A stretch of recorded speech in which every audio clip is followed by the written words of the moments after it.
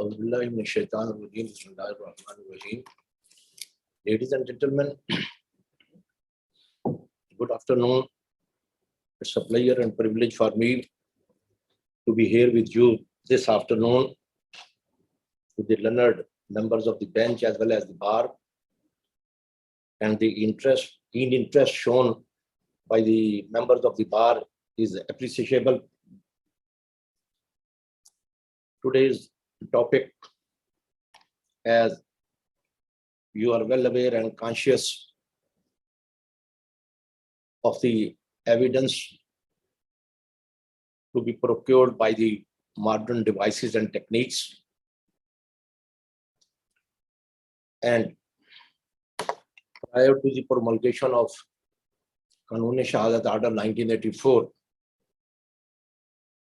there was no enabling and permissive provision of law as incorporated in the Qanun-e-Shahadat Order 1984. That's Article 164 of the Qanun-e-Shahadat. Prior to dealing with the provision and the other allied and connected provisions and two other statutes, briefly, when we say the relevancy, there are three expressions which are being used. Number one is the relevancy, the second is the admissibility, and third one is the binding force, or in other words, the evidentiary value. Relevancy having a nexus with the fact in issue, a fact which is helpful to prove or disprove a particular fact or a fact in issue can be said to be a relevant fact. In other words, logically probable. Article 18, 19 to 29 of the Order 1984 deals with the relevancy of the facts. When the expression admissibility is referred to, it means legally receivable in the evidence, meaning thereby adopting mode to prove according to the law. And binding force, or the evidentiary value, means what sort of importance and weight can be attached to that evidence in favor of, in proof or disproof of a particular fact. Though reference has been made only to the Article 164 of Qanun-e-Shahadat Order 1984, but the dealing with the discussion on the subject and the topic, there are certain other provisions of the Qanun-e-Shahadat Order 1984 which are relevant as well. First of all, if you make comparison of the expression evidence used in Section 2E of the Order 1984, which was amended by the Electronic Transaction Ordinance 51 of 2002, and in which certain things were included and also introduced, which can also be said to be evidence. The addition of that got nexus with the subject today.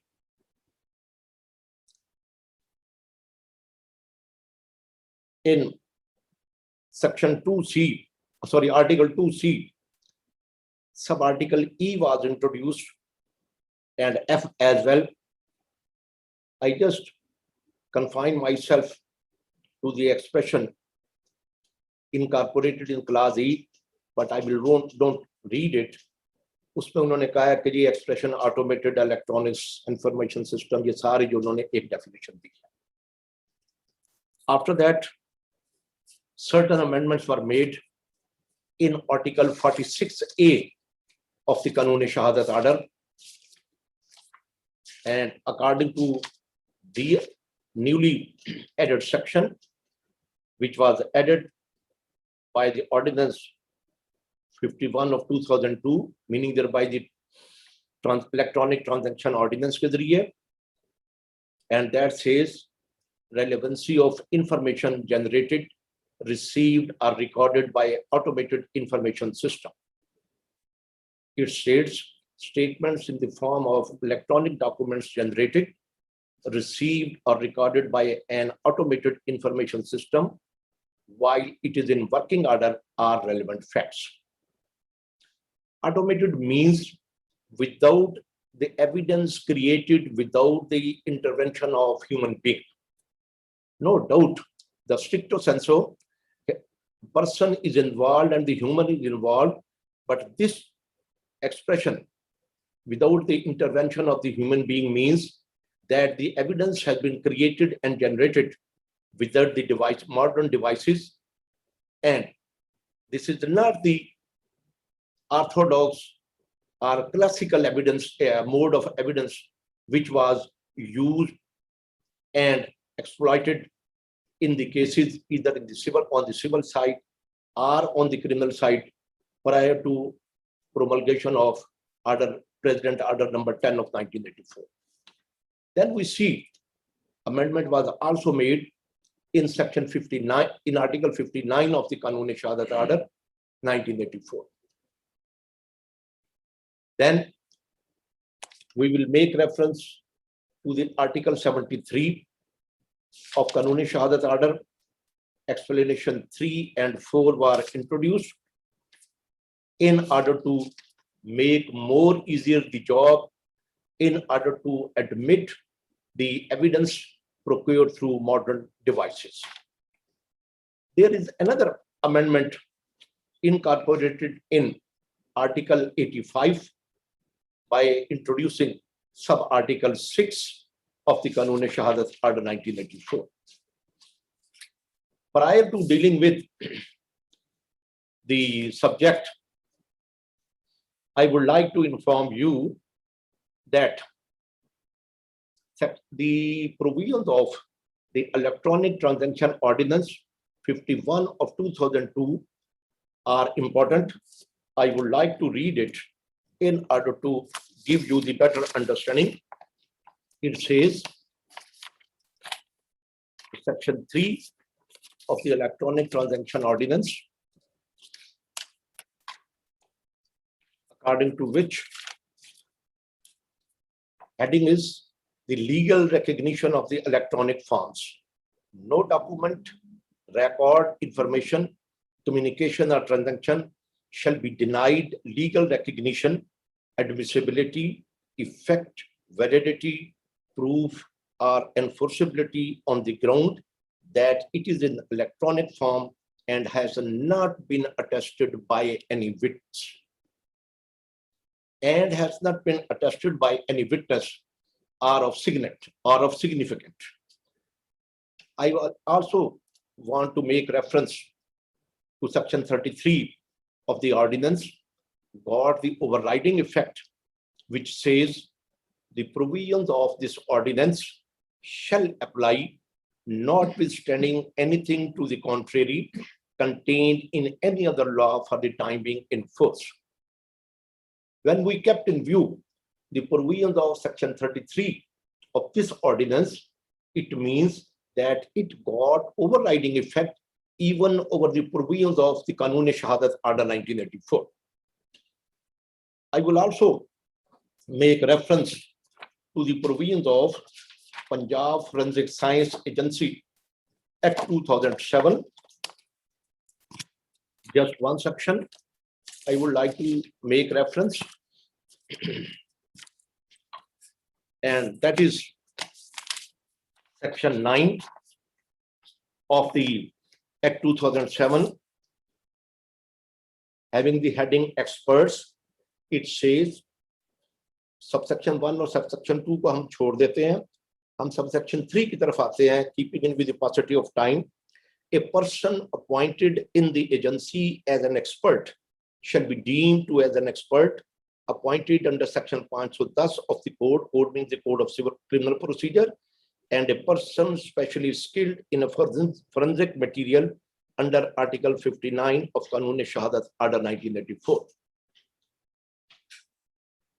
Meaning thereby, any report prepared by the expert, the person who is working in the establishment of the forensic science laboratory, shall be considered as an expert, and his report shall be admissible per se under section 510 of the Code of Criminal Procedure, as we are well aware and conscious that the reports of chemical examiner, serologist are per se admissible.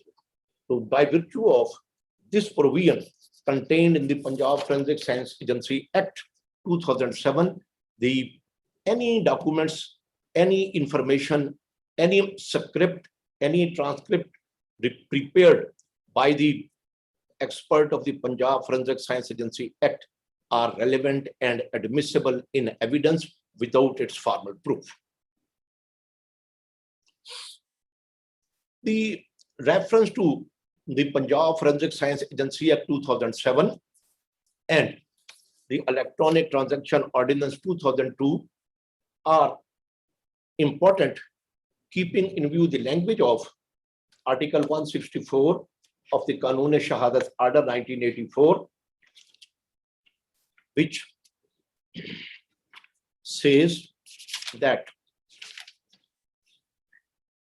court may consider appropriate, allow to be produced any evidence that may have become available because of modern devices and techniques. And the proviso was also added by Act number 6 of 2017, provided that conviction on the basis of modern devices or techniques may be lawful.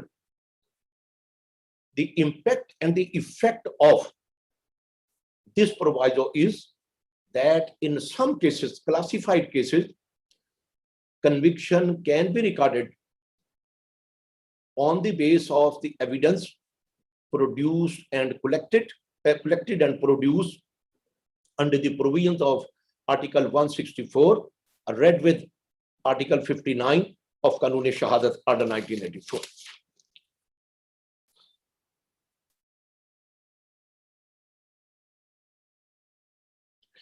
If we examine the provisions of Qanun-e-Shahadat Order, we find three ingredients and requisites.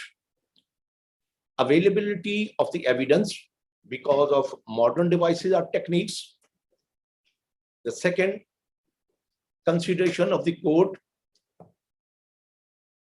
to produce the evidence which is an appropriate, and third one is the word may. The word may, as you are well aware and conscious, gives the discretion to the court to allow or not to allow the evidence procured through the modern devices and techniques. But undeniably, the discretion cannot be exercised arbitrarily, and it has to be exercised on sound judicial principles. Permission or refusal to produce a document cannot be unilateral and has to be made keeping in view the well-settled proposition of law. What is the evidentiary value?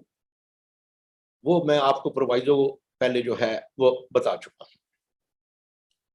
अब हम article 164 और 59 के तहत कुछ चीजें देखते हैं कि कौन कौन सी एविडेंस जो है उसको जो है वो कंसीडर की जा सकती है।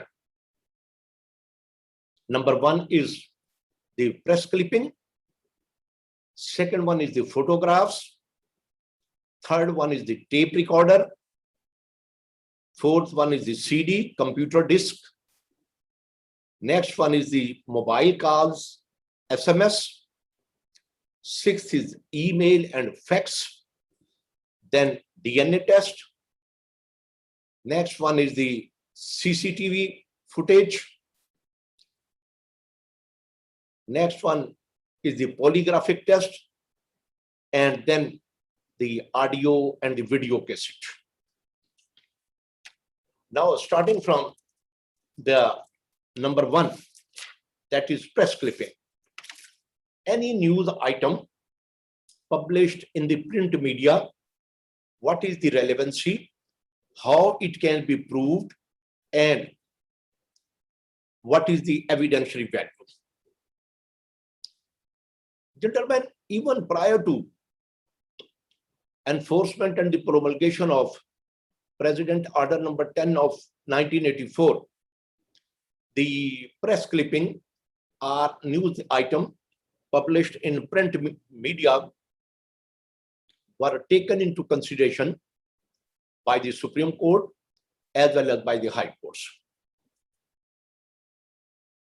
Any print media or any print, in print media, any news, if published and not controverted by the authority, can be taken into consideration, provided it is proved in accordance with the law.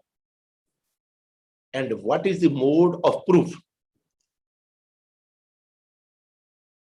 And the mode is that is not per se admissible in evidence, and one has to prove it in accordance with the provisions of the Qanun-e-Shahadat Order 1984, and that procedure is that the person who is the source of a particular news item has to be produced by the party who is banking upon that particular news item, has to be produced. And obviously, then that person or the source will be subject to the cross-examination. अब इसमें मैं आपको एक दो authority बताता हूं. PLD 1998 Supreme Court 388 and 2007 YLR 996. The next one is PLD 2014 SIN 538. ये जो बात मैंने कही थी कि किस तरीके से इसको साबित करना है, ये PLD 2014 SIN 358 में बात कही गई. और इसी तरीके से PLD 1998 सुप्रीम कोर्ट 382 रेफर की जो मैंने वो बताया है. इसके बाद आता है कि इसकी एविडेंशियरी वैल्यू क्या है. The press clipping or the news item got only corroborative, it is a corroborative factor, and it can be used in order to strengthen the case of a particular party, maybe in the civil administration of justice, maybe in the criminal administration of justice. But the fact by itself, the press clipping or the news item would not be sufficient to form an opinion definite on the basis of that news clipping. Meaning thereby, if there is no other evidence at all, and the party has produced the press clipping or the news item, then by itself would not be sufficient to set it to be a conclusive proof of a particular or a relevant fact. इसमें जो और authorities भी हैं वो मैं आपको बताता हूं. सबसे पहले इसमें मैं आपको जो एडमिसिबिलिटी और एविडेंशियरी वैल्यू के हवाले से सुप्रीम कोर्ट ऑफ पाकिस्तान ने प्रेस क्लिपिंग और न्यूज आइटम पे रिलाई किया to some extent in the case of Abdul Wali Khan. This was a reference against the National Awami Party and sent by the Federation of Pakistan. The case is PLD 1976-57.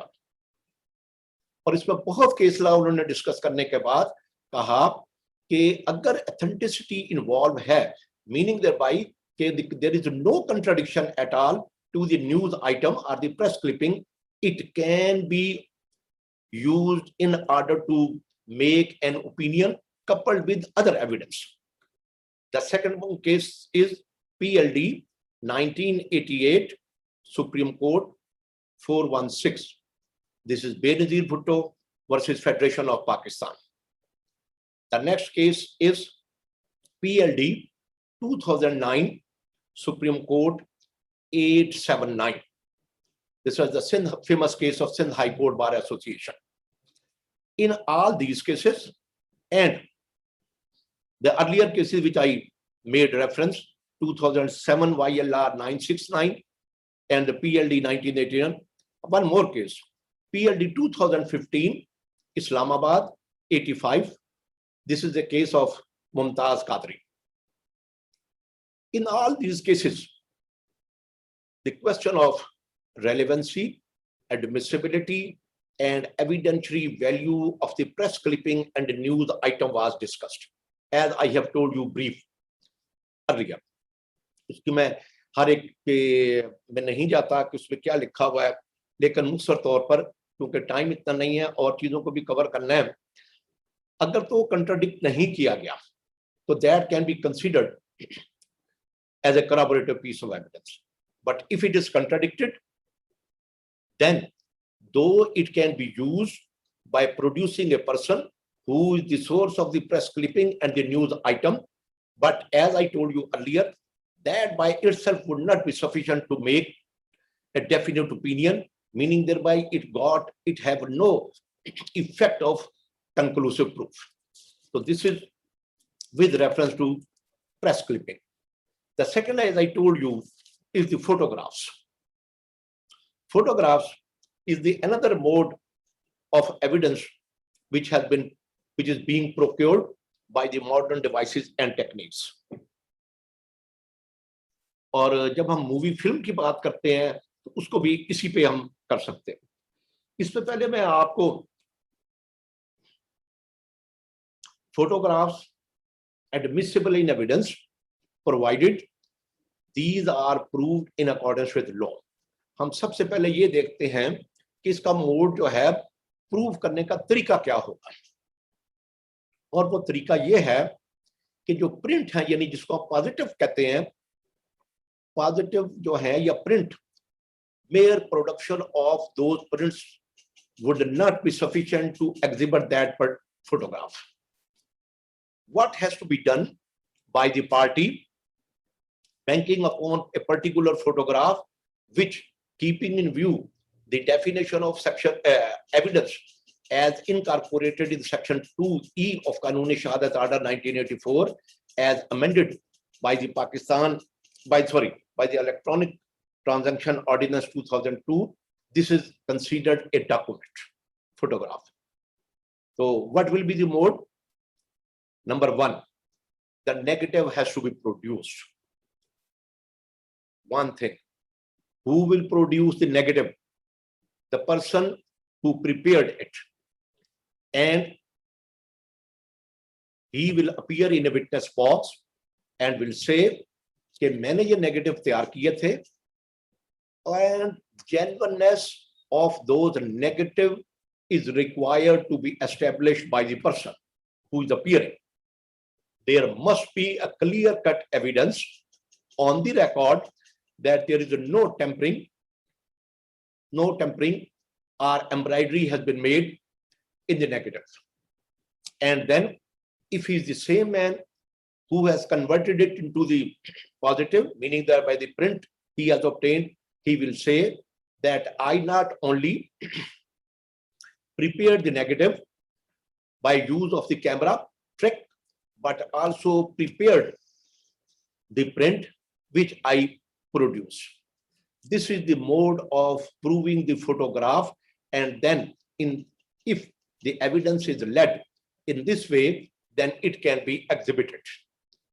Now I give you some case law on the proposition. The first is 1990 civil law cases 331 Haji Sirajuddin versus Haji G.H. Khan. The next one is PLD 2003 Karachi 148.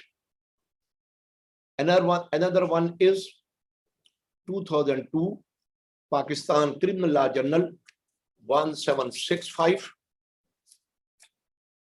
and another is PLD 2003, Lahore 213.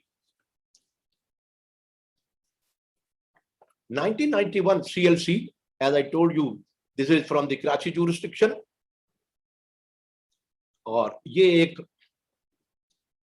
Rent petition में ये आया, तो tenant ने photographs पेश किए कि जी इसके पास तो दूसरी जायदाद भी है.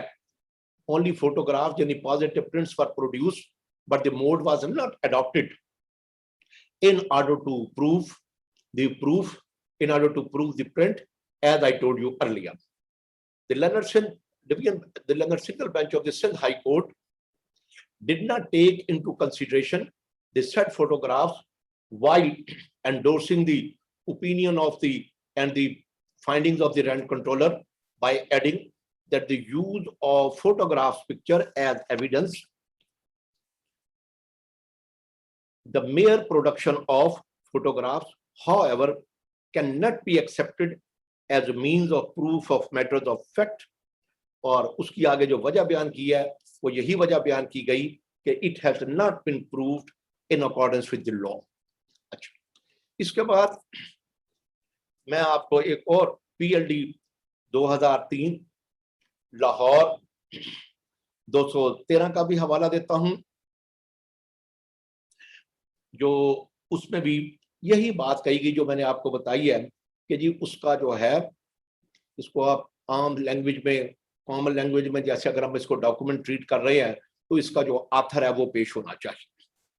तो फोटोग्राफ्स जो हैं अगर उनको इस तरीके से किया जाए तो ये भी जो है एक एविडेंस होगी and it can be taken into consideration. अब सवाल रह जाता है कि इसकी एविडेंशियल वैल्यू क्या होगी. Suffice it to say that the photographs by itself got a corroborative effect. ये किसी चीज को कंट्राडिक्ट करने के लिए या किसी चीज को प्रूफ करने के लिए जो है ये इस्तेमाल की जा सकती है, लेकिन by itself would not be sufficient. वो कहीं जी और तो कोई एविडेंस नहीं, फोटोग्राफ्स हैं तो ये काफी है. No, there must be another evidence and it got a sporting effect. ये दूसरी चीज हो गई, पहली प्रेस क्लिपिंग, दूसरी फोटोग्राफ्स, तीसरी जो है वो है tape recorder. It is also product of या outcome of the modern devices and the techniques. और टेप रिकॉर्डर में आप मोबाइल फोन पे करें, टेप रिकॉर्डर पे करें, ऑडियो कैसेट जो हैं वो, और इसको भी एक चीज आप जहन में रख लीजिए कि जितनी भी हम 8-9 चीजें डिस्कस करेंगे वो कराबोरेटिव फैक्टर होंगी, कराबोरेटिव फैक्टर के तौर पर यूज की जा सकती है. ये मैं एविडेंशियरी वैल्यू और बाइंडिंग फोर्स के हिसाब से बता रहा हूं. एक जनरल प्रिंसिपल जो ले डाउन किया गया सुपीरियर कोर्ट से कि इनकी कराबोरेटिव एविडेंस है. जिस तरीके से मेडिकल एविडेंस कराबोरेटिव एविडेंस होती है और रिकवरी की एविडेंस कराबोरेटिव एविडेंस होती है, but by itself in the absence of the ocular account by itself would not be sufficient to prove or disprove a particular fact. तो टेप रिकॉर्डर को भी जो है वो ऑडियो कैसेट हो या मोबाइल फोन के जरिए की गई हुई हो, तो इसको भी जो है वो एविडेंशियल वैल्यू है, प्रोवाइडेड प्रॉपर तरीका इस्तेमाल किया जाए. और वो प्रॉपर तरीका क्या है? वो वही तरीका है जो कि मैंने बताया था कि फोटोग्राफ को एडमिट करवाने का या एग्जिबिट करवाने का तरीका है. Meaning thereby the proprietor has to be produced in the witness box. जो ये आके कहेगा कि cassette was prepared by him, और जो अगली बात है वो ये है कि इसमें कोई मैनिपुलेशन और इंटरपोलेशन नहीं की गई. इसमें मैं आपको 2-3 अथॉरिटीज बतलाता हूं और उसके बाद फिर मैं एक अथॉरिटीज में से पढ़ना भी चाहूंगा. हमने PLD 1976-57 में भी ये कुछ चीजें जो थी, जब नेशनल अवामी पार्टी पे बैन लगाया गया तो उसमें कुछ चीजें जो टेप रिकॉर्ड पे हुई थी उस पर विटनेस मुकम्मल तौर पर पेश हुए और उनको जो है सुप्रीम कोर्ट ने कंसीडर किया as a corroborative evidence. The second one is PLD 2003 Lahore 213. इसमें सिर्फ रिकॉर्डिंग ही नहीं थी, ऑडियो कैसेट ही नहीं थी, इसमें फैक्ट्स भी इन्वॉल्व थी. और इसके PLD 2003 Lahore 213, it is a DB judgment arising from election objection petition.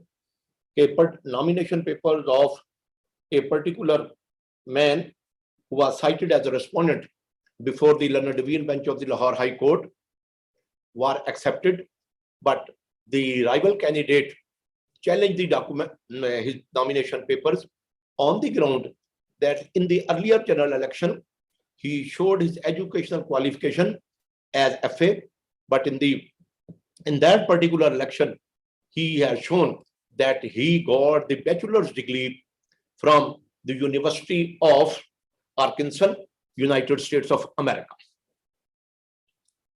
What happened? After hearing the lengthy arguments, and this sentence is incorporated in the judgment as well, the learned division bench of the Lahore High Court appointed an advocate as a local commission in order to have a contact with the registrar of the University of Arkansas in order to verify the decree issued in favor of the respondent, who was Shaukat Mahmood Bhatti. One thing more, since it was a degree stately issued by the foreign university, the Higher Education Commission, according to the facts of the report, granted equivalence certificate, keeping in with that degree. The local commission made contact with the registrar of that particular university, and he had also conversation. अब ये इसमें conversation भी आ जाएगी, अगरचे उस वक्त तो जो मोबाइल का इतना नहीं था, लेकिन टेलीफोन के जरिए, तो वो भी ये टेलीफोन के जरिए भी ये कवर करेगा उसको, अगर टेलीफोन की शहादत हो. उसके बाद उन्होंने कहा, जो रजिस्ट्रार था यूनिवर्सिटी ऑफ आर्कांसस का, उन्होंने कहा जी कि हमने ये डिग्री इशू नहीं. Though the man, the respondent before the Lahore high court, Shaukat Mahmood Bhatti, got admission in our university, लेकिन उसने सिर्फ पहली टर्म पढ़ी और उसके बाद उसने छोड़ दिया और वो डिग्री नहीं हुई. What happened? Conscious of the result of the objection petition, उसने कहा जी कि मैं अपने नॉमिनेशन पेपर्स विड्रॉ करता हूं. जब उसने ये बात कही तो the appellant who was before the learned high court, जी I don't press the petition in view of the withdrawal of the nomination paper by the Shaukat Mahmood Bhatti, who has been cited as a respondent. The court said no, now we will decide it. और इन हालात पे court ने ये कहा, hold किया, और उसमें उन्होंने, वो मैं पढ़ना चाहूंगा, not for the wastage of time but for information sake, जो है कि हाज पर लॉ ऑफ इंग्लैंड का भी कोर्ट ने हवाला दिया, और उन्होंने कहा कि in any civil proceeding a statement contained in the document produced by a computer is subject to rule of court, admissible as evidence of an effect stated in it, of which direct all evidence would be admissible if, अब वो mode बता रहे हैं court में, the document containing the statement was produced by the computer during a period over which the computer was used regularly to store or process information for the purpose of any activities regularly carried out on over that period, whether for profit or not, by somebody, anybody, whether corporate or not, or by in an individual. जब यहाँ पे है कि whether for profit or meaning thereby के जो commercial use के लिए लोगों ने बनाई हैं, उनके भी अगर इस तरीके से है तो वो भी शहादत में वो दे सकते हैं. The second one, over that period, there was regularly supplied to the computer in the ordinary course of those activities information of the kind contained in the statement. Third one, throughout the material part of that computer was operating properly, or if not, that any respect in it which was operating properly or was out of operating during that part of the period was not such as to affect the production of the document or accuracy. Meaning thereby कि ये नहीं है कि उसके बाद उस computer को इस्तेमाल ही नहीं किया गया. What does it mean? Or the fourth one, the information contained in the statement reproduces or is derived from information supplied to the computer in the ordinary course of these activities. तो court ने हाल्सबरी laws of England ये 4th addition का हवाला देके para 59 का हवाला देके कहा कि अगर ये 4 चीजें हों तो फिर जो है कंप्यूटर की रिपोर्ट भी, ऑडियो कैसेट भी, सीडी पे भी रिलाई किया जा सकता है. और after making reference to this and the other case law on this subject, court ने रिलाई किया लोकल कमीशन की रिपोर्ट पे जो कि आई थी registrar of the Arkansas university of United States of America, और उस पे रिलाई करते हुए उसके ऑब्जेक्शन जो पेपर से उनको रिजेक्ट किया और उसको डिस्क्वालीफाई कर दिया. द नेक्स्ट जो इसमें आती है अथॉरिटी वो भी सिविल जुरिस्डिक्शन में है and that is PLD 2007 Karachi 448. This is a single punch judgment, RF Hashwani and 3 others versus Sadruddin Hashwani. This in fact was a family dispute between the members of the family and इसमें मुख्तलिफ चीजों का हम अगरचे वो audio cassette और tape recorder को discuss कर रहे थे, लेकिन इनमें कराची हाई कोर्ट ने मुख्तलिफ चीजों को मुख्तलिफ मॉडर्न डिवाइसेस के तहत जो भी एविडेंस बनती है उस सारे को डिस्कस किया हुआ है. और article 30, article 59, article 164, article 46A का हवाला दिया और आर्टिकल 73 का भी हवाला दिया. और उसमें यह कहा गया कि copy of an electronic generated information can be used as a preliminary evidence as provided in Article 73 of the Kanun Shahadat. Nonetheless, an original copy at least of mobile phone memory and admittedly empty, and one can say that the preliminary evidence has been destroyed. अच्छा, इस पे जो एक दो चीजें जो हैं वो मैं आपको बताना चाहता हूं. इसमें लंदन कराची हाई कोर्ट ने हवाला दिया हाकम अली भट्टी वर्सेस काजी अब्दुल हकीम केस का 1986 CLC 1784, और ये अब टेप रिकॉर्डर के हवाले से जो कि मैं पढ़ना चाहूंगा. अच्छा, मैं ये आपको इसलिए पढ़ के बता रहा हूं क्योंकि हमारे यहाँ जो एविडेंस बन रही है मॉडर्न डिवाइसेस और टेक्निक्स पे, दिस इज सेल्डम प्रोड्यूस. आप जैसे कि हम जो हैं अगर से अब एविडेंस एक्ट नहीं है और कानून शहादत ऑर्डर 1984 इज एनफोर्स सिंस 1984, लेकिन अभी हमारे यहाँ वो जो है ऑटोमेटेड अवेयरनेस नहीं है, और उसकी वजह से मैं अगर ये कहूं कि इन अकॉर्डेंस विद लॉ इसको साबित करना है तो it will not serve the purpose. Rather in my considered view it will be sheer wastage of time of me as well as your, कि भी मैं आपको ये बात क्या क्या आपको बता दूं कि क्या है. तो इसमें जो है वो टेप रिकॉर्डर के हवाले से बताया गया कि अगर ऑडियो कैसेट को साबित करना है तो आपको किस तरीके से एविडेंस जो है एक पार्टी को पेश करनी पड़ेगी. Number 1, tape recorder has been prepared and preserved by the independent person और under independent supervision and control. The next one, क्योंकि ये ऑडियो टेप रिकॉर्डर पे ऑडियो कैसेट बनी है और उसकी the voice of the person alleged to be speaking must be duly identified by the maker of the record or by other who knows it. एक ही आवाज record की गई tape recorder के जरिए, वो कहता जी ये मेरी आवाज नहीं है. ऑडियो कैसेट पेश हुई कोर्ट में और उसका बंदा पेश हुआ, उसने कहा जी ये मैंने तैयार की. उसे क्या कहते हैं, There was a family dispute between the parties. दो, अच्छा यहाँ पे जो है वो तैयार की थी नेफ्यू ने, लेकिन कराची हाई कोर्ट ने उसको नहीं देखा क्योंकि नेचर ऑफ डिस्प्यूट और थे. उन्होंने कहा ये इंडिपेंडेंट सोर्स नहीं है. लेकिन if in a family dispute any audio cassette has been prepared, तो जो close relative of the parties हैं वो जो है हम उनको इंडिपेंडेंट सोर्स ही तस्वर करेंगे, और उसके बाद वो कहता है जी मेरी वॉइस पे नहीं है, तो उसको उसका वॉइस को आइडेंटिफाई करने का एक तो तरीका है कि उसका फोरेंसिक ऑडिट होता है, वन थिंग। सेकेंडली, वो जिस शख्स ने तैयार किया है वो जब आएगा और ये कहेगा कि ये मैंने तैयार किया है, वो ये भी कहेगा कि जी हाँ ये उसी की आवाज है। एक तो ये तरीका है वॉइस आइडेंटिफिकेशन का थ्रू टेप रिकॉर्डर या ऑडियो कैसेट, और एक और तरीका है कि जो प्रिपरेटर के अलावा कोई दूसरा शख्स आए वो ये कहे कि हाँ जी ये आवाज जो है, ये जो मंसूब की गई एट्रीब्यूटेड टू जेड, ये जेड की आवाज है।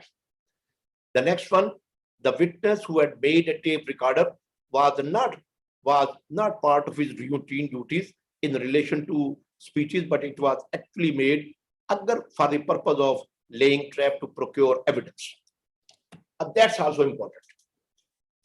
इसको हमने कनेक्ट करना है इंडिपेंडेंट सोर्स के हवाले से और इंडिपेंडेंट सुपरविजन के हवाले से।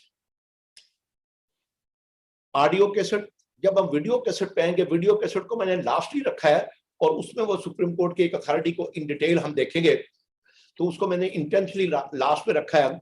और उसमें भी ये चीज आई है कि अगर ऑडियो कैसेट या टेप रिकॉर्डर को यूज किया जाता है, चाहे वो मोबाइल पे भी आप टेप करें, टेप रिकॉर्डर और मोबाइल पे रिकॉर्डिंग में कोई फर्क नहीं है। ये अगर कहा जाए कि उसको बंदे को ट्रैप करने के लिए की गई है, फिर much more care and caution is required by the court in order to rely upon that particular instrument or the document, जो ऑडियो कैसेट और टेप रिकॉर्डर है। और अगर ये साबित हो जाए कि ये ट्रैप करने के लिए इस्तेमाल की गई थी, meaning thereby with ulterior motive, with malice in fact, तो फिर उसको जो है रिलाई नहीं किया जाएगा। ये जो चीज है, this is the third aspect.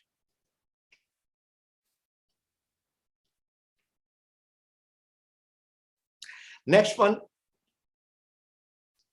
अगर वॉइस को वो शख्स जो है वो डिस्प्यूट नहीं करता, फिर क्या सूरत होगी?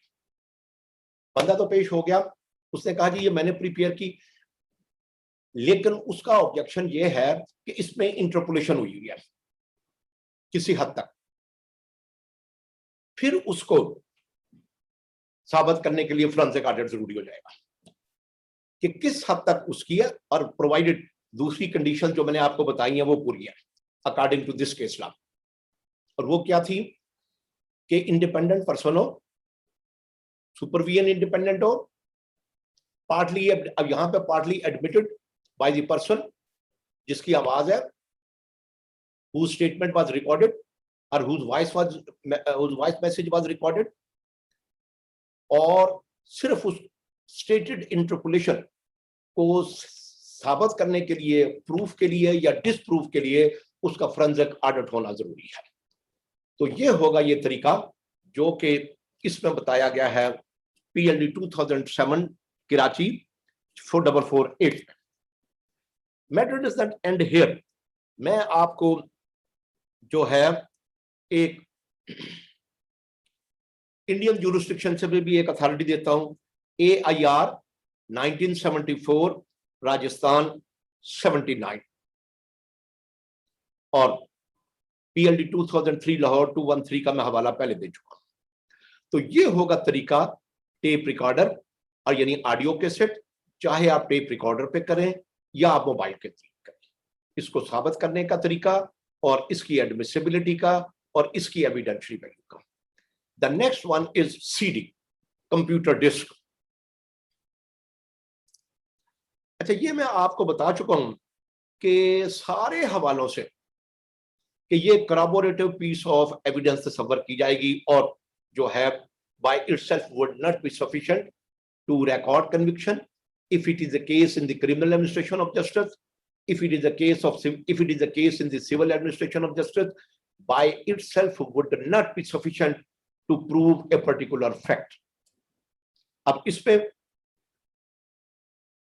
CD जब पेश होगी तो अगेन वही पुरानी बात जो कि पहले है, उसमें भी फिर ये PLD 2007 कराची 4448 का ही हवाला, क्योंकि इसमें भी टेप रिकॉर्डर और मोबाइल फोन की बात आई है, और मुख्तसर तौर पर कि preparator has to be produced as a witness in the witness box, और उसके बाद जो है वो उसको जो एज ए उसको एग्जिबिट लगाया जाएगा। The next one is mobile calls. Mobile calls और एसएमएस हम दोनों को इकट्ठा डील करते हैं। ये भी admissible in evidence because automated generation है, इसकी भी एडमिसिबल इन एविडेंस। इसमें मैं आपको एक तो ये PLD 2007 कराची 448 इसका हवाला, अब इसको मैं इस पर कुछ और जो है वो तबसरा नहीं करता ना, मैं इसको पढ़ता हूं। उसके बाद PLD 2015 Lahore 231 single bench judgment, ये SMS के हवाले से थी, मैं इस पर भी बताता हूं आपको। उसके बाद जो है 2016 SCMR 274 अजीब खान केस, और उसके बाद 2021 supreme court monthly review 522 Mian Khalid Pervez versus the state. तो सबसे पहले मैं जो है आपको बताता हूं लाहौर जुरिस्डिक्शन के हवाले से जो अथॉरिटी है उस पे 2000 PLD 2015 वाली पे, कि उसमें क्या था। PLD 2015 लाहौर पे जो फैक्ट्स हैं लाहौर 85 पे, उसके फैक्ट्स ये हैं, सॉरी इसके फैक्ट्स ये हैं कि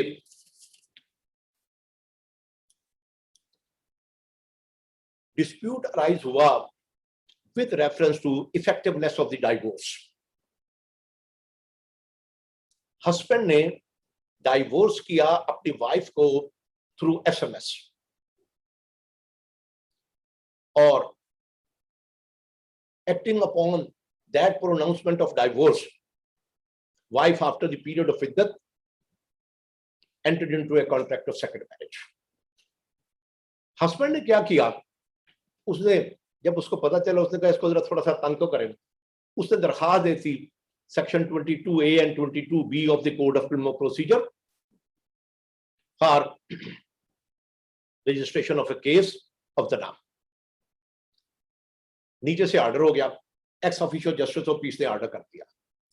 matter came up for adjudication before the learned single bench of the Lahore high court. अब ये SMS का था मसला, तो कोर्ट ने ये होल्ड किया कि SMS क्योंकि ऑटोमेटेड जनरेशन के जरिए है। अच्छा, अब इसमें एक चीज और भी देखनी है कि इसमें evidentiary value because it was an order of the ex officio justice of peace असेल्ड in the writ jurisdiction before the high court. तो एविडेंशियरी वैल्यू का कई उन्होंने कहा एक जनरल प्रिंसिपल लेड डाउन किया, जो कि दूसरों में भी लेड डाउन हो चुका है, और अब आपको पता चल चुका होगा कि ऑटोमेटेड जनरेशन है, it can be taken into consideration, but the point is that the requisite for pronouncement of divorce. अच्छा, ये जो लोग थे पार्टीज टू दी डाइवोर्स, जो स्पाउस थे, ये शिया बाय फेथ थे, तो उसमें दो गवाहों का होना जरूरी होता है। तो कोर्ट ने इसलिए हैंड किया कि ये इस SMS को, पहली बात तो ये कि इंटरमीडिएट स्टेज है, इस पर नहीं देखा जा सकता, लेकिन अगर हम इसको देख भी लें तो जो रिक्विजिट हैं for effective pronouncement of divorce वो नहीं अपनाई गई, लिहाजा जो डाइवोर्स है can not be said to be effective one. लेकिन जनरल प्रिंसिपल जो था वो इसमें भी जो है उसको एंडोर्स किया गया कि ऑटोमेटेड जनरेशन के जरिए SMS है, तो इसको जो है बैंक किया जा सकता है। अगली जो अथॉरिटी थी PLD 2007 का मैंने बता दिया, 2016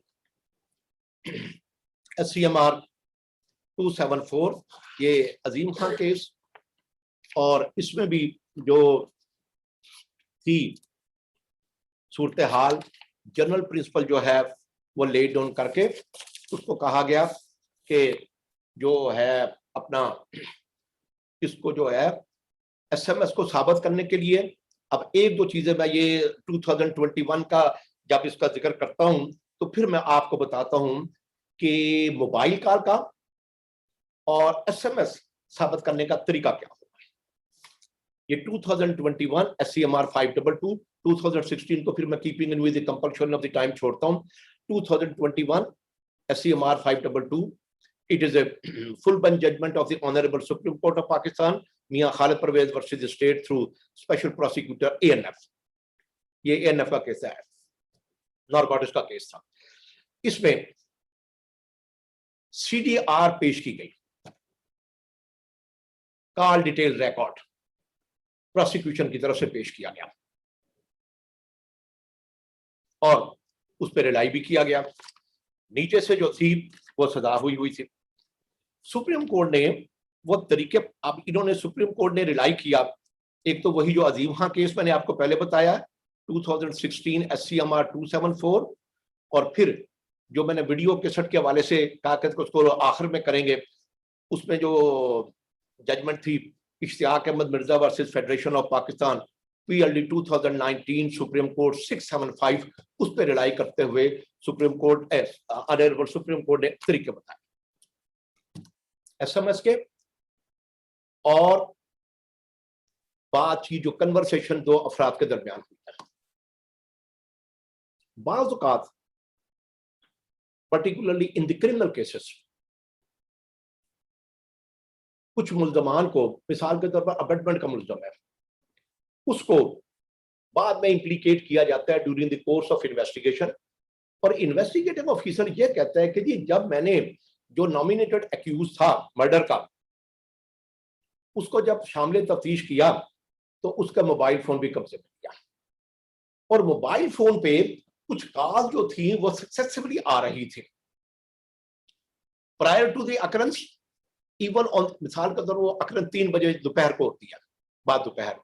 कहता जी ये सुबह भी काले थी, तो मैंने इसका जो है CDR निकलवाई, कॉल डिटेल रिकॉर्ड, जिससे यह साबित हुआ कि the man who was implicated later on during the course of investigation got interest in the occurrence, and later on it revealed that it was he who abetted the offense।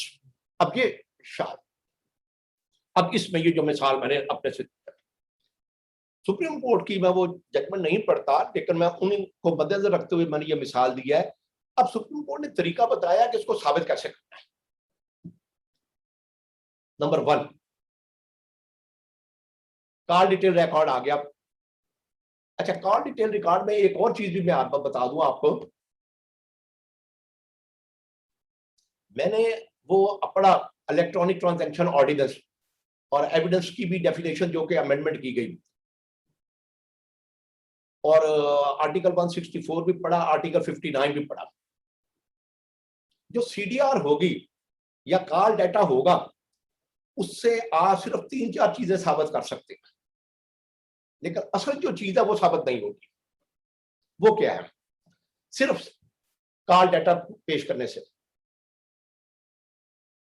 किसी भी company का है, Jong का है, भारत का है, किसी और कंपनी का है, जैस का है, वाया, उसने कहा जी ये है। ऑब्जेक्शन हुआ कि जी ये तो जैसे ये फोटोकॉपी होती है, इसके आखिर में ना कोई अटेस्टेशन है ना कुछ है, पहले हम इसको डील करते हैं। Since it is electronically generated, automated generation, इस पे किसी सर्टिफिकेट की जरूरत नहीं है, किसी सिग्नेचर की जरूरत नहीं है। ये तो बात बड़ी बात है। अच्छा, मैं एक और बात भी यहाँ कर दूं, करके उसका अब जरा थोड़ा सा हम उससे हट रहे हैं, लेकिन दिस इज रेलेवेंट। आप बड़े बड़े मॉल्स पे जाएं और शॉपिंग स्टोर्स पे जाएं, तो वो जो आपको इनवॉइस देते हैं उस पर कीमत लिखी होती है, सिग्नेचर सुग्नेचर कुछ नहीं होते। इसी तरीके से अब आपने अपना कोई टेस्ट करवाया, मेडिकल टेस्ट, शौकत खानम से करवाया, आगा खान से करवाया, हमीद लतीफ से करवाया, चुगताई से करवाया। अब उनकी रसीद भी इलेक्ट्रॉनिकली जनरेटेड होती है। मैं रसीद की बात नहीं करने लगा, मैं उसके रिजल्ट की बात करने लगा। अगर आप उसका रिजल्ट देखें तो उस पर यह वाज़ेह तौर पर लिखा होता है कि since it is electronically generated therefore it is not signed by anyone. अब वो जो रिजल्ट है वो आर्टिकल 164 रेड विद आर्टिकल 59 के तहत रेलेवेंट है। अच्छा, अब हम, ये तो एक थी बात थी ज़िम्नन, अब हम इस तरफ आते हैं कि उसको साबित करने के लिए उन्होंने कहा जी ये आ गया डाटा, ये मुल्तम ने मान लिया, तो इसके लिए ये एक इसका एविडेंस जो है इसकी अबेटमेंट के लिए जहां से हमने इसको इम्प्लीकेट किया। ये आपको पता है कि फौजदारी कानून केसेस में जब एक बंदे को बाद में इम्प्लीकेट किया जाता है तो even at bail stage court पूछती है कि जी ये तो बताएं कि आपको किस तरीके से, what were the things and what were the compelling circumstances to implicate that person. ये इन्वेस्टिगेटिंग ऑफिसर से पूछेगा तो वो कहता है जी कॉल रिकॉर्ड है, कॉल डाटा। उसके लिए साबित करने के लिए सीडीआर का पेश करना काफी नहीं है। उसके तहत एक तो वो पेश की जाएगी, उसके बाद जो अगली चीज है वो ये है कि ये रिकॉर्ड पेश किया जाएगा कि मिसाल के तौर पर A and B are the accused. A का नंबर जो है 333 है फॉर एग्जांपल, 20 का 444 है और सिम भी उनके पास है। हम ये करते हैं, द प्रोसिक्यूशन अगर कनेक्शन साबित करना चाहती है B who has been cited as an abettor, तो वो ये साबित करेगी कि ये जो सिम थी 333 ये ए के नाम थी और 444 जो बी है जो अबेटर है ये उसके नाम थी। फिर अगली बात, at the time of conversation ये उसके यूज में भी थी, दोनों के यूज में थी। In order to make nexus, liaison साबित करने के लिए ये चीज साबित करना भी जरूरी है। अच्छा, अब ये दो चीजें साबित हो गई। अब सवाल ये पैदा होता है कि आया सीडीआर पेश हो गई, ये भी प्रोसिक्यूशन ने एविडेंस पेश कर दी। अब बी पर जो ऑब्जेक्शन है, सॉरी एलिगेशन है, एक्यूजेशन है, वो है अबेटमेंट की। आया वो इससे साबित होती है तो corroborative piece of evidence ना। ये तो मैंने आपको पहले बता दिया, general principle with reference to electronically automated generated documents के। Answer is negative. क्या उसको पेश करना पड़ेगा प्रोसिक्यूशन को या कंप्लेनेंट को? ट्रांसक्रिप्ट पेश करना पड़ेगा, क्योंकि सीडीआर से आप दो चीजें, तीन चीज साबित कर सकते हैं जो मैं बता चुका हूं पहले। एक और चीज आप साबित कर सकते हैं कि जी successive conversation and duration time, and third one location.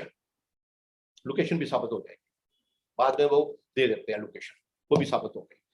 चौथी चीज साबित होने के लिए कि what was the conversation between A and B, ये साबित नहीं होती। और प्रोसिक्यूशन ने साबित करना है कि बी जो है he is the abettor and the occurrence was committed at his instigation and abetment and on his conspiracy। उसके लिए ट्रांसक्रिप्ट पेश करना पड़ेगा। और अगर ट्रांसक्रिप्ट पेश नहीं किया जा सकता, despite all the efforts made by the prosecution which I have told you, जो भी उसने एविडेंस 3, 4, 5 जो पॉइंट्स मैंने आपको बतलाए हैं वो पेश कर दी भी गई, that by itself would not be sufficient to prove the fact even as a corroborative evidence। उसके लिए ट्रांसक्रिप्ट कभी पेश करना जो है वो जरूरी होगा। तो ये जो थी जेंटलमैन, लेडीज एंड जेंटलमैन, ये थी। अच्छा, एसएमएस का भी, एसएमएस के सारी चीजें, और फिर उसकी हार्ड कॉपी पेश की जाएगी। यहां पे तो ट्रांसक्रिप्ट आ गया ना, तो वो एसएमएस तो मौजूद है, ट्रांसक्रिप्ट मौजूद है, उसकी हार्ड कॉपी पेश की जाएगी। तो मोबाइल कन्वर्सेशन के जरिए एसएमएस जो हैं उनको साबित करने के लिए unless and until the prosecution is well versed and well acquainted, or even the complainant is the well versed and well acquainted with the yardstick and the parameters in। अब ये बात है एडमिसिबिलिटी की, एविडेंशियल वैल्यू की बात नहीं है। Admissibility के लिए ये चीजें जरूरी हैं, बारिंग ट्रांसक्रिप्ट। ट्रांसक्रिप्ट जो है वो एविडेंशियरी वैल्यू को कलेक्ट करता है। एविडेंशियरी वैल्यू तब होगी जब आपके पास होगा कि इनके दरमियान बातचीत क्या हुई थी, तो वो सिर्फ जो है वो ट्रांसक्रिप्ट जो है वो इसको साबित कर सकता है।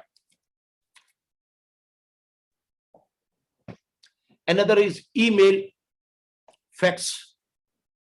ये भी इस पे जो कराची जूरिस्डिक्शन से 2007 Pakistan criminal law journal 675, this is again DB judgment, और ये Qurban Ali and another versus the state, email और फैक्स के हवाले से। और इसके भी मैं जो है in order to give you better नहीं अंडरस्टैंडिंग कि किस तरीके से साबित करना होगा, और आपके पास अगर ये आ जाता है, या वो वकला साहबान जो है उनको जो है इधर फ्रॉम द कंप्लेनेंट साइड और the defendant from the defence side, और इधर ऑन द सिविल केस में उसे कहते हैं फ्रॉम द प्लेंटिफ साइड और द डिफेंडेंट साइड, किस तरीके से ये जो ईमेल है और फैक्ट उसको साबित करना पड़ेगा। ये जो केस है, क्योंकि आपको पता चल ही गया होगा कि क्रिमिनल लॉ जर्नल में रिपोर्ट हुआ, तो this is a case from the criminal jurisdiction. इसमें उन्होंने प्रोसीजर बताया है London division bench of the Karachi high court ने कि जो ईमेल है उसको कैसे साबित करना है। The prosecution has relied upon some email, therefore it is necessary to examine as to what is email and related points. अच्छा, एक बात मैं आपको बता दूं, अब ये जो है this is not the wastage of time कि व्हाट इज द ईमेल। जब तक मुझे और आपको ये नहीं पता होगा कि ईमेल कैसे करते हैं, उसका तरीका क्या है, उस वक्त तक जो है मैं या आप किसी चीज को ईमेल को साबित प्रूफ या डिसप्रूफ करने के लिए हमारे पास जो है we will be empty minded. तो वो तरीका जो है पैराग्राफ 31 ऑफ द जजमेंट में बताया है। मैं इसको पूरा तो नहीं पढ़ता, काफी लंबा चौड़ा है, लेकिन थोड़ी सी जो है वो 4-5 लाइनें मैं जरूर पढ़ना चाहूंगा। It requires number 1 computer, bracket में other devices like mobile may also be used, internet connection, email account. If anybody wants to send or receive email from his stand alone computer, then the computer should have an internal or external modem, a hardware device installed in it. In a cyber cafe or other such environment, a central computer has a modem installed, internal server, and internet connection is obtained from internet service provider ISP. Example of such ISPs in Pakistan are CyberNet, BrainNet, Jerry's, etc. Email accounts can be divided into 2 types. This is crucial for understanding. Free and paid. Free email accounts have limited space and personal information of the account holder that can be disclosed to third party depending upon policy of email. अब आगे, anyone knowing operation of computer and internet can easily create himself an email account with any desired name, provided that account of other person unless he or she knows his or her account name and especially the password. However, password of receiving person is not required for this purpose. The receiver of an email can put filters on some unknown, undesirable email accounts to restrict them from sending email. आगे भी मैं छोड़ता हूँ. It is also possible to prove it in a court of law, provided proper chain of custody maintained. However, it is difficult to identify the particular person who sent the mail.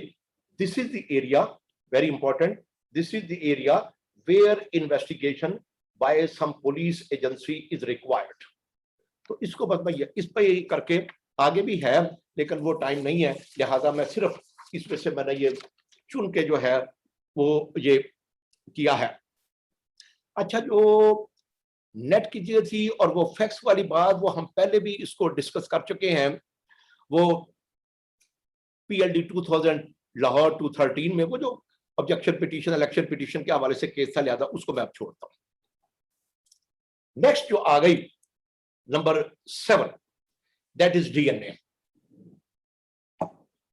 DNA का अब जो है वो reports काफी आनी शुरू हो गई हुई हैं, और इसको DNA टाइपिंग भी कहते हैं, DNA प्रोफाइलिंग भी कहते हैं, जेनेटिक फिंगरप्रिंटिंग भी कहते हैं। इसके मुख्तलिफ नाम है, कॉमनली नोन एज डिकेसी रिबन क्लैक, ये इसका एसेट।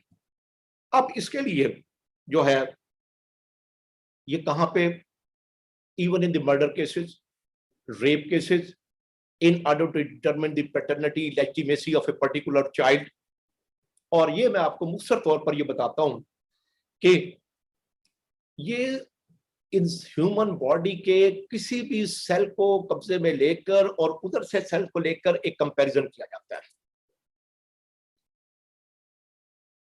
रेप के केसेस में जब हम देखते हैं केमिकल एग्जामिनर की रिपोर्ट या उसके स्वैब लिए जाते हैं, मेल और फीमेल स्वैब लिए जाते हैं, यहां पे वो भी लिए जा सकते हैं, स्वैब की जरूरत नहीं है।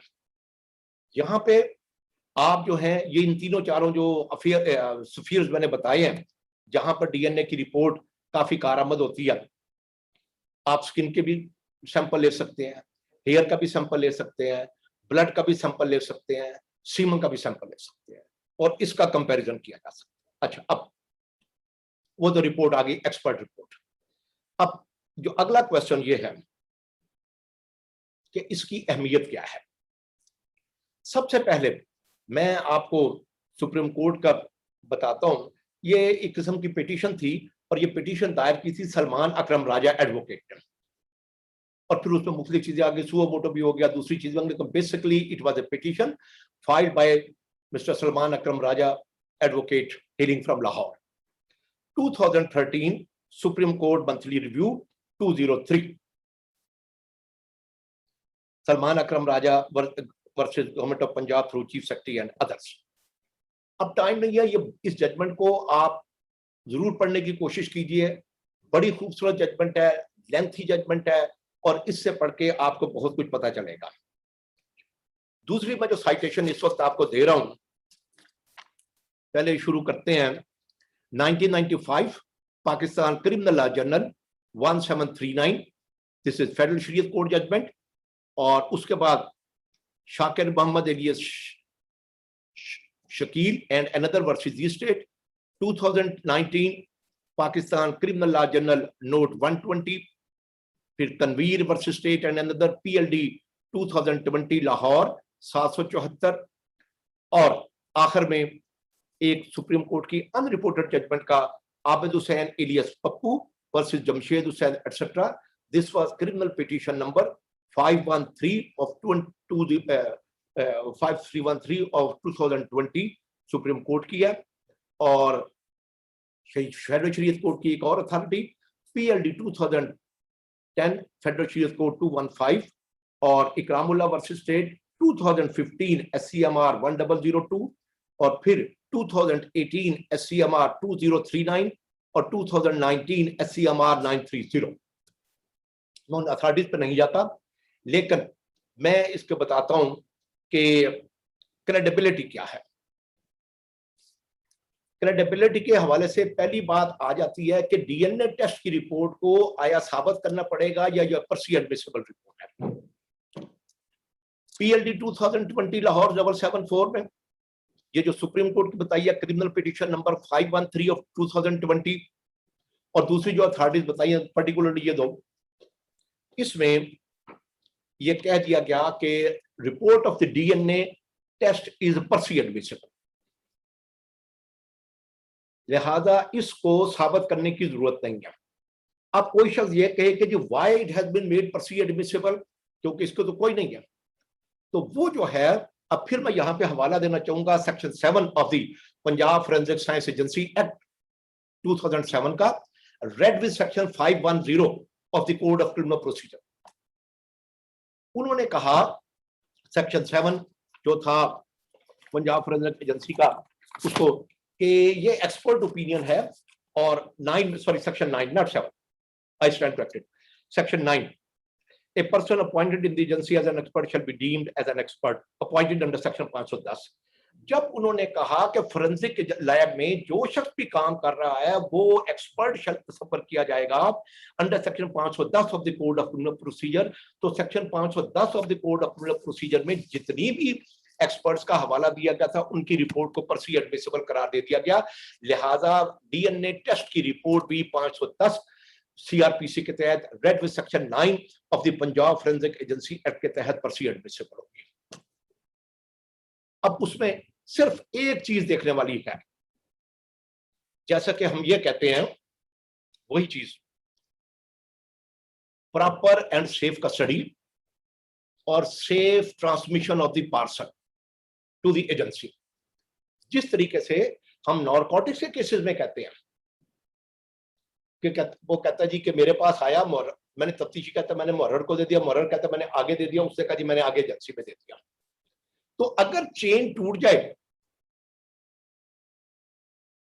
नॉर्कोटिक्स के केसेस में क्या होता है कि जी वो कहता है कि जी मुझे मोहर ने पार्सल 4 अप्रैल को दे दिया, तो मैंने 7 अप्रैल को बुलाया, उसने कहा देखो तुमने टेम्पर विद किया।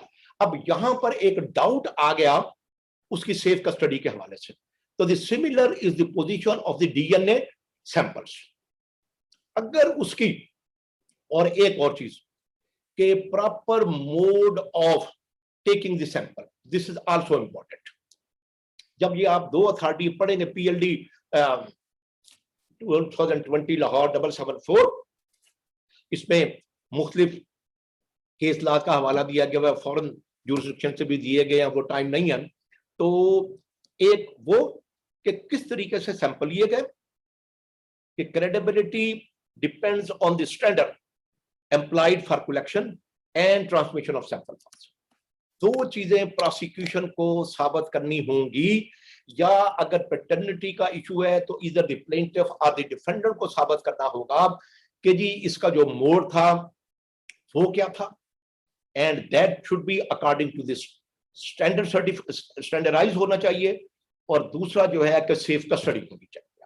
अगर इन दोनों में से कोई चीज भी नहीं है तो फिर जो है the report of the DNA got no credibility, no evidentiary value despite the fact that it is per se admissible. तो ये दो चीजें जो हैं ये डीएनए टेस्ट के लिए की रिपोर्ट को एविडेंशियरी वैल्यू के लिए एडमिसिबल हो जाएगी, पर से एडमिसिबल होगी जरूरत ही नहीं है। वकील साहब, counsel for the plaintiff or the counsel for the defendant or the prosecutor or the counsel for the accused, defense counsel अपने बयान में भी इसको पेश कर सकते हैं, या मुल्ज़म के बयान में पेश हो सकती है। नॉर्मली मुल्ज़म का बयान लिखा जाता है, मुल्ज़म के बयान में पेश की हो सकती है। लेकिन अगर ये दूसरी party, the adverse party, produces evidence in order to question the mode of taking the parcel samples and the safe custody of the transmission and the evidence is convincing one, तो फिर डीएनए टेस्ट की report की कोई अहमियत नहीं होगी, meaning thereby it got no evidential value and it has to be, it can not be done, it can not be taken into consideration. अच्छा, एक और, अगर जिसका हम डिस्कस कर रहे हैं कि क्या एविडेंस डीएनए टेस्ट की, रेप के केस का मैंने हवाला दिया था, और ये मैं आपको पहले बता चुका हूं कि like other automated documents or instruments or electronically managed instruments, it got corroborative evidence. Article, यहां पे मैं फिर आर्टिकल 164 के,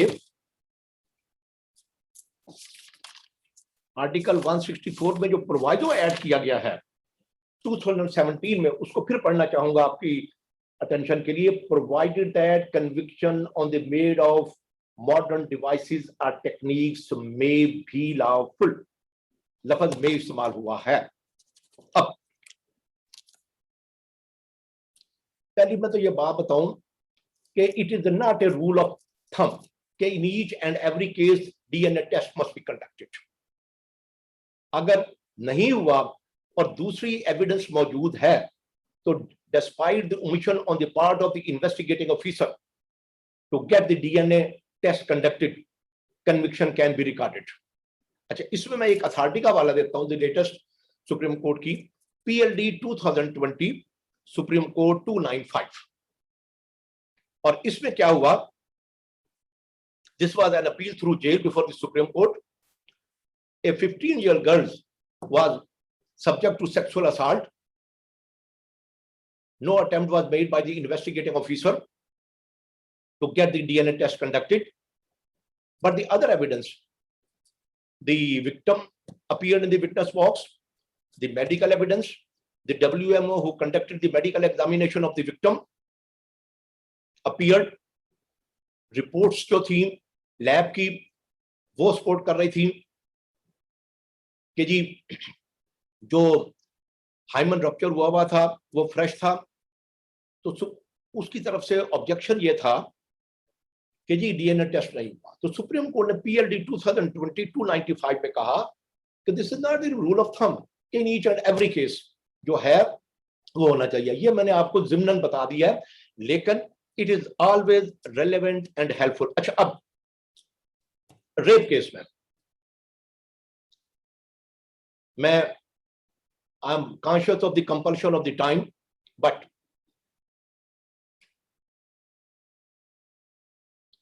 मेडिकल एविडेंस की जो रिपोर्ट है, विक्टिम अपीयर्ड, रेप केस है, विक्टिम अपीयर्ड, एंड उसके बाद जो केमिकल एग्जामिनर की जो लेडी WMO ने ओपिनियन फॉर्मुलेट की कि she was lady of easy virtue, girl of easy virtue, 15-16 years की थी। डीएनए टेस्ट हुआ, रिपोर्ट पॉजिटिव आ गई। अब वकील साहब जो हैं डिफेंस के, वो उस जो ओपिनियन थी WMO की उसको एक्सप्लॉइट नहीं कर सकते फॉर द रीजन कि अब यहां पे डीएनए टेस्ट वाकईतन जरूरी था कि जी वो रिपोर्ट पॉजिटिव आ गई। और डीएनए टेस्ट कहां पे और जरूरी है, when it is a case of gang rape, more than one accused होंगे तो वहां पे भी डीएनए टेस्ट जो है ये जरूरी होगा। ये जिम्नन बातें थी जो कि मैंने आपको बताई हैं। अब हम आगे चलते हैं, टाइम कम है। Next is number 8, CCTV, close circular television footage पेश कर दीजिए।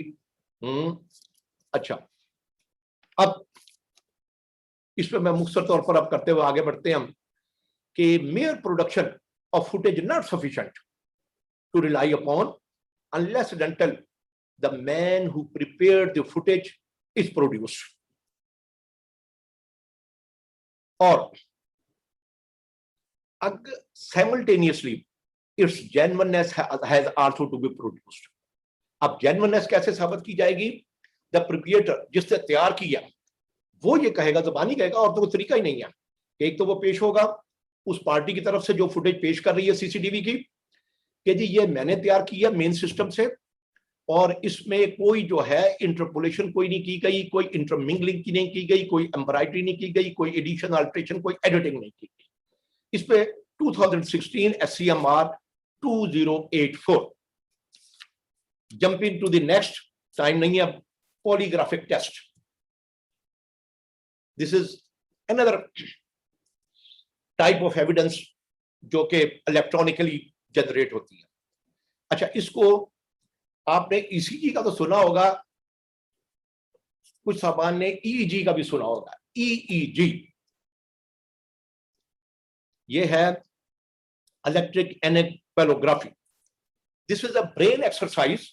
जिस तरीके से ECG में, as I got information from the medical expert and he told me as well as I consulted a book as well, उसमें तो जितनी थी, I made a contact with a professor doctor, उन्होंने बताया कि जिस तरीके से ECG में, इलेक्ट्रिक कार्डियोग्राफी, इलेक्ट्रॉनिक कार्डियोग्राफी में वो जो है इंस्ट्रूमेंट आपके हाथों पे, पांव पे, चेस्ट पे लगा दिए जाते हैं, इसी तरीके से पॉलीग्राफी में, टेस्ट में आपके ब्रेन पे और हैंड्स पे भी लगा दिए जाते हैं। अच्छा, and the test is supervised by the psychologist. ठीक हो गया जी। एक और एक्सपर्ट जो होगा वो भी वहां पे मौजूद होगा और वो आपकी बॉडी लैंग्वेज चेक करेगा। अब आप लगा दिया, अब इसका प्रोसीजर क्या, पॉलीग्राफिक टेस्ट का? एज आई वाज टोल्ड कि वो आपको ब्रीफ करेंगे कि हम आपको कुछ सवाल पूछेंगे और आपने उसका जवाब देना है, जिसका पॉलीग्राफिक टेस्ट हो रहा है उसका जवाब देना है। और अगर वो जो इंस्ट्रूमेंट है, डिवाइस, मशीन है, अगर वो ये समझ रही है कि ये झूठ बोल रहा है, तो फिर उसका जो है, जैसे कि अब रेड या वो, अब मुझे वो एग्जैक्ट नहीं पता, वो ब्लिंक करना शुरू कर देगा। मिसाल के तौर पर रेड है कि इसका मतलब है कि नॉट ट्रूथफुल, और अगर ट्रूथफुल है तो वो ग्रीन दे देगा सिग्नल। तो इस तरीके से ये जो है वो मैं बताता हूँ, सवाल भी कुछ बताता हूँ जो मुझे बताए गए। और वो जो दूसरा एक्सपर्ट बैठा हुआ है वो आपकी बॉडी लैंग्वेज को चेक कर रहा होगा। यहाँ पे ह्यूमन इंटरवेंशन भी आ गई, एक तो मशीन के जरिए, दूसरा बॉडी लैंग्वेज वो चेक करता है। अब वो कहते हैं जी सवाल क्या है, मिसाल के तौर पर आपको पहले ब्रीफ किया जाएगा कि जी हम आपको मिसाल देते हैं कि उसके ऊपर स्क्रीन के ऊपर आएगा मिसाल के तौर पर 1 2 3 4 5 और आपने उसको पढ़ना है 1 2 3 4 5, जो जिसका पॉलीग्राफिक टेस्ट हो रहा है उसने पढ़ा तो वो आ जाएगा कि जी ये ग्रीन मिसाल के तौर सिग्नल, ग्रीन सिग्नल आ गया और उसका मतलब ये है कि जी ही इज द ट्रूथफुल। उसने कहा जी आप अभी एग्जांपल चल रहा है, उनका जी हम मिसाल दे रहे हैं। अब आप 1 2 3 4 5 जो है 5 को आप 6 पढ़ते और 4 को आप 7 पढ़ते हैं, तो उसने 1 2 3 4 5 की बजाय पढ़ा 1 2 7 4 6, वो रेड ब्लिंक करना शुरू कर देगी। इसका मतलब है कि you are not truthful to this extent. उसके बाद वो सवालात पूछे जाते हैं मुख्तलिफ, जो कि फार्मुलेट किए जाते हैं with the intervention of the investigation agency, और ये होता है polygraphic test in order to determine the truthfulness of the person. इस पे यहां पर मैं आपको देता हूं एक अथॉरिटी 2008 MLD 1385। ये अथॉरिटी जो है ये Lahore high court division bench की, और इसमें पॉलीग्राफिक टेस्ट के हिसाब से ही है। और article 164 section 7 of the forensic agency act, modern device evidence polygraphic test object to, इसमें इस पर्टिकुलर केस में to prove the guilt of the accused, prosecution had relied upon polygraphic test administered to accused by investigating officer. Plea raised by prosecution was that as a result of polygraphic test, statement of accused before investigating officer implicating himself in murder was correct. Validity. Such statement of accused appeared to be a confession made by accused before police officer. Polygraphic test, which originated in United States of America, was considered to be a highly unreliable. Normally, polygraphic test was used for ancillary purpose, ascertaining integrity of employees, dealing with money and financial matters by banks and corporations. Evidence of polygraphic test, जो conclusion इस case में London division ने निकाला, evidence of polygraphic test was of no avail to prosecution and could not be relied upon in circumstances. अच्छा, अब इसमें हमारे यहाँ क्योंकि अभी ये तरीका जो है इतना डेवलप नहीं हुआ और हमारे पास वो मॉडर्न डिवाइसेस नहीं है, लेकिन इस केस में पहली बात जो थी जिसकी वजह से पॉलीग्राफिक टेस्ट की जो रिपोर्ट थी उसको रूल आउट किया गया कंसीडरेशन से कि ये इन्वेस्टिगेटिंग ऑफिसर ने किया, तो इसमें it is an confession before a police officer, therefore it is ruled out.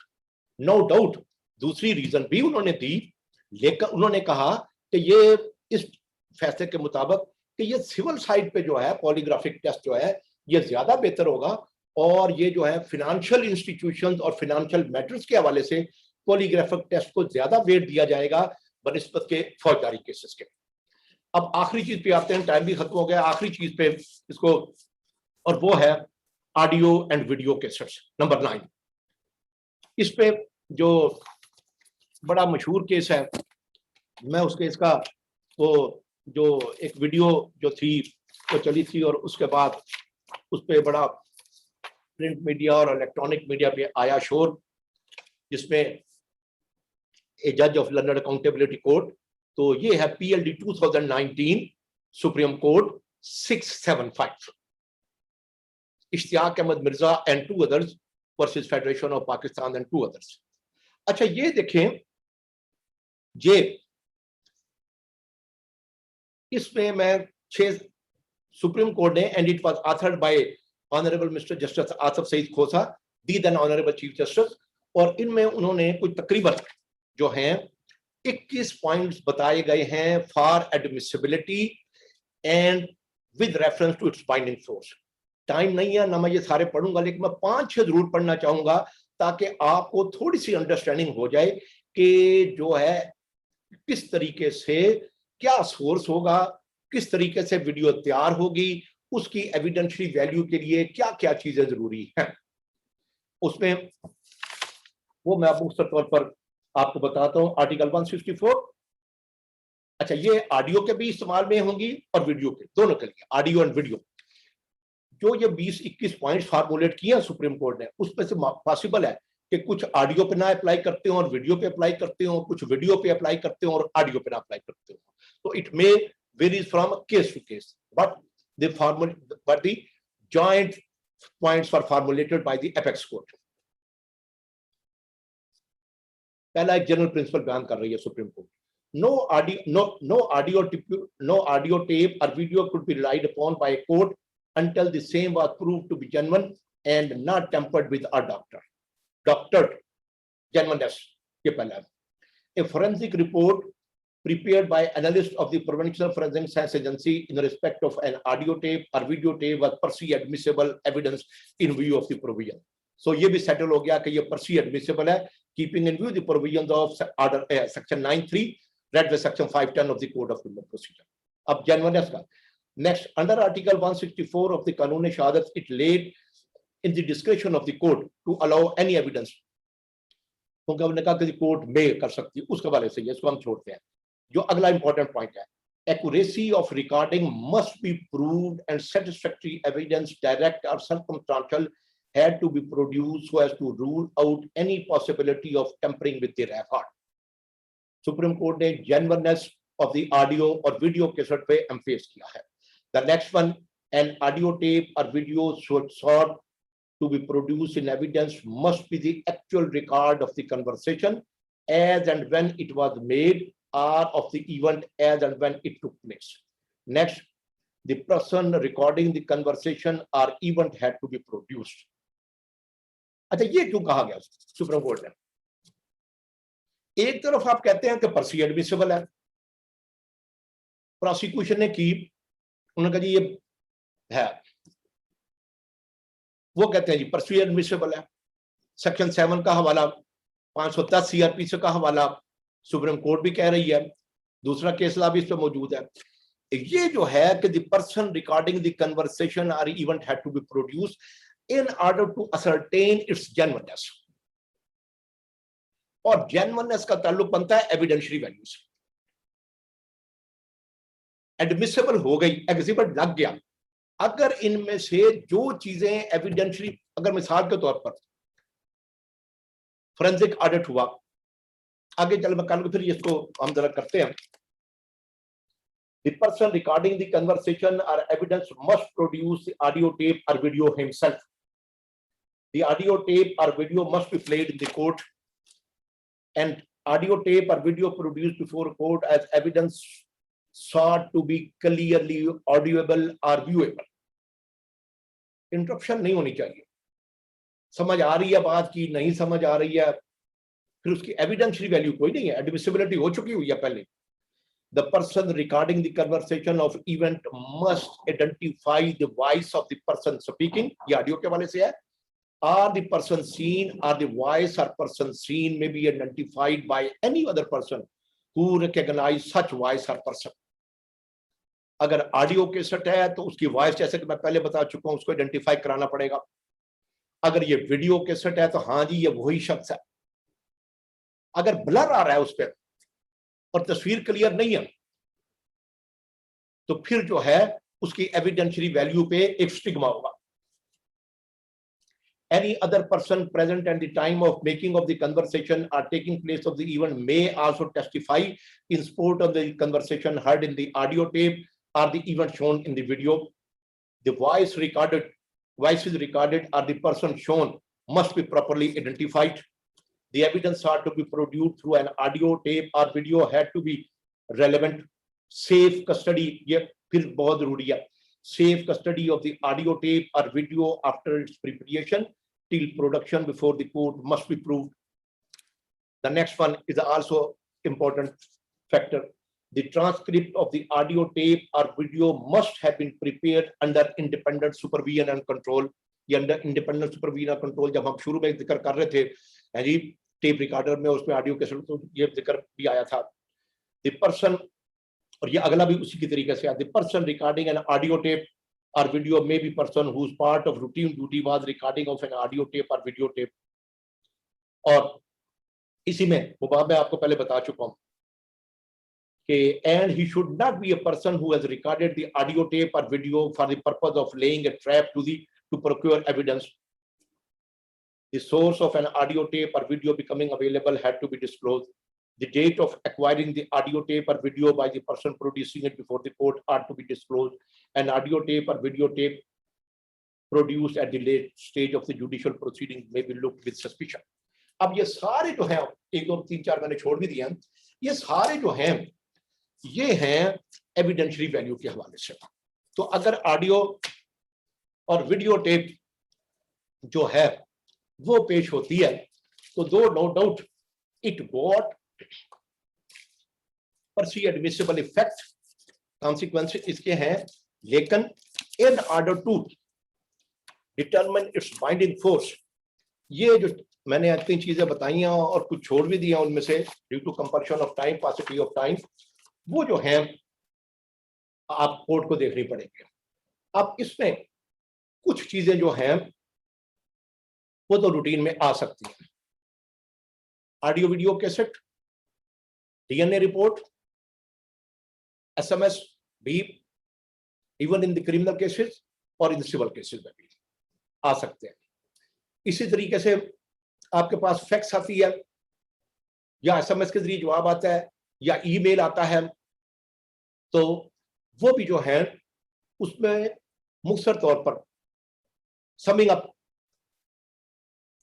My submission के this is a corroborative piece of evidence, got the corroborative factor by itself in all cases.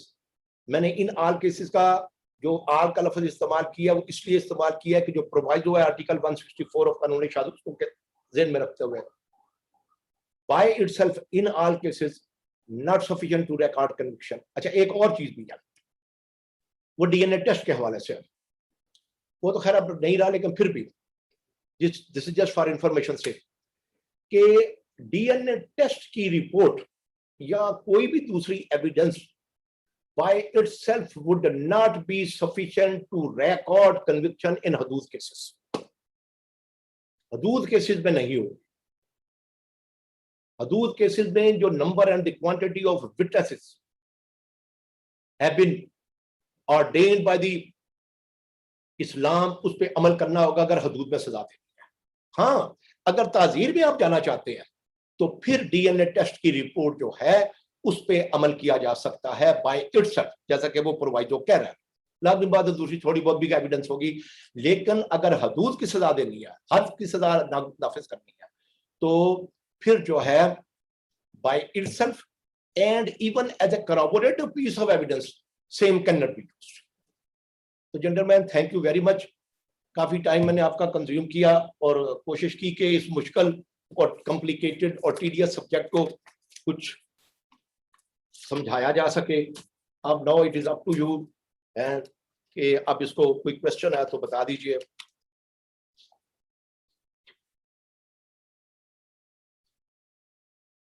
और ये जो दो तीन authorities है ना जी, ये जो पीएलडी 2019 सुप्रीम कोर्ट जिसपे आखिर में मैंने पढ़ा है, कराची जूरिस्डिक्शन से दो अथॉरिटीज हैं, लाहौर जूरिस्डिक्शन से पीएलडी 2020 लाहौर 774, और फिर जो है डीएनए के हवाले से सलमान अकरम राजा वाली अथॉरिटी 2013, इसको जरूर पढ़ने की कोशिश कीजिए. सर एक क्वेश्चन है रहीम यार खान से जी. ये जो फोटोग्राफ को प्रूव करने का तरीकाकार बताया गया है कि उसका नेगेटिव पेश किया जाएगा, अब जब से ये डिजिटल कैमराज आए हैं इसमें नेगेटिव वाला तो काम ही नहीं होता. जैसे मोबाइल फोन से फोटोग्राफ बनाई जाती है या सीसीटीवी फुटेज ली जाती है, उसके पीछे वो नेगेटिव तो होता ही नहीं है जो पेश किया जाए. अगर तो वो बनाए गए हैं ऑर्डिनरी, देखिए ना, अब उसमें इट्स अ गुड क्वेश्चन, अगर तो वो ऑर्डिनरी कैमरे से बनाए गए हैं फिर तो है ठीक, अगर नहीं बताएंगे तो ये साबित करने पड़ेगा कि जी ये जो है ऑटोमेटेड जनरेशन है। ऑटोमेटेड जनरेशन मींस कि डिजिटल कैमरे से बनाई गई है या मोबाइल से बनाई गई है तस्वीर। जी सर। उसके बाद नेगेटिव पेश करने की जरूरत नहीं रहेगी, लेकिन बाकी चीजें जो हैं वो चीजें वैसे की वैसे ही उस तरीके से साबित करनी पड़ेगी, barring negative, production of negative, provided it has been generated through digital camera और मोबाइल। इसी तरह सर इलेक्ट्रॉनिक जनरेटेड डॉक्यूमेंट्स पेश होते हैं कोर्ट्स में, जैसे डेथ सर्टिफिकेट है, फैमिली सर्टिफिकेट है, उसके नीचे एक बार कोड लिखा होता है कि this document can be verified from this address. तो क्या उसमें कुछ में PQR कोड लगा होता है, QR कोड लगा होता है for the purpose of verification of that document.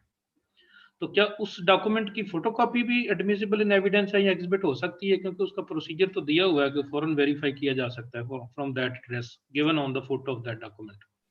बात यह है कि ये क्वेश्चन पहले आ जाएगा कि प्राइमरी और सेकेंडरी एविडेंस का। ठीक है जी, प्राइमरी एविडेंस उन्होंने पेश कर दिया है, द डॉक्यूमेंट इटसेल्फ। अच्छा, वो तो ये हो सकता है कि कंपैरिजन करके, लेकिन असल में असल डॉक्यूमेंट ही जो है उसको ही पेश करने पड़ेगा। सिर्फ उसका जो फर्क पड़ेगा कि उसकी जो एग्जीक्यूशन का जो प्रूफ है वो डिस्पेंस विद हो जाएगा, लेकिन फोटोकॉपी जो है वो पेश नहीं की जा सकती। Thank you very much gentleman and ladies.